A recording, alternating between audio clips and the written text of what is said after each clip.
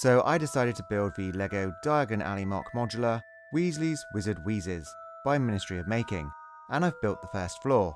But what does that actually get you? Well, outside it gets you the infamous top-hatted trickster, poking out from the top of another stunning slanted open bay window, 2 identical spinning ornaments, glazed windows all the way around, and some very striking signage. Inside, the bay windows are filled with different products, and there's even a walking wall advertising sticky shoes, so you can try before you buy. Now it's time to combine the 2 floors together, and the shop is now really starting to take shape. The colourful stairs continue going up, but once again, if you want to see where they lead, well, you're going to have to join me in part 3, aren't you?